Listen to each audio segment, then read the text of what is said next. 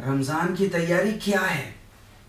देखिए, रमज़ान की तैयारी और रमज़ान का इस्तकबाल ये है कि इसके आने से पहले एक काम तो ये करना है कि इसकी अहमियत और फजीलत को दिल में पैदा करने की कोशिश करनी है।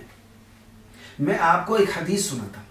वैसे तो अल्लाह के रसूल सल्लल्लाहु अलैहि वसल्लम एक महीना पहले ही शाबान ही में रमज़ान के इस्तकबाल और एहतमाम के लिए रोज़े रखकर रमज़ान का इस्तकबाल करते थे और रमज़ान की अहमियत का इजहार रमज़ान के आने से पहले इस तरह फरमाया करते थे। एक बार अल्लाह के रसूल सल्लल्लाहु अलैहि वसल्लम सहाबाए किराम के दरमियान बैठे हुए थे और सहाबाए किराम से 3 मरतबा ये सवाल किया, माज़ा यस्तक़बिलुकुम व तस्तक़बिलून, कौन तुम्हारे सामने आने वाला है, कौन तुम्हारा इस्तकबाल कर रहा है, तुम किसका इस्तकबाल कर रहे हो।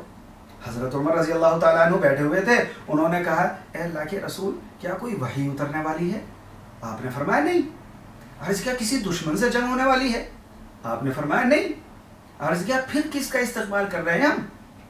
अल्लाह के रसूल सल्लल्लाहु अलैहि वसल्लम ने फरमाया, ऐसी चीज़ आने वाली है, ऐसी चीज़ है वो, इन्नल्लाह यग़फ़िरु फ़ी अव्वलि लैला मिन शहरि रमज़ान लिकुल्लि अहलिल क़िबला, कि जिसकी पहली रात ही में तमाम ईमान वालों की अल्लाह ताला मग़फ़िरत फरमा देंगे।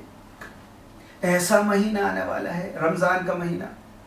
देखिए, इस हदीस में अल्लाह के नबी सल्लल्लाहु अलैहि वसल्लम रमज़ान के आने से पहले ही सहाबाए किराम के दिल में रमज़ान की खूबी, अहमियत और फजीलत पैदा कर रहे हैं। इसलिए ऐसी हदीस सुने रमज़ान से पहले और दूसरों को सुनाएं जिनसे रमज़ान की अहमियत और अज़मत और उसकी खूबी और अच्छाई दिल में पैदा हो।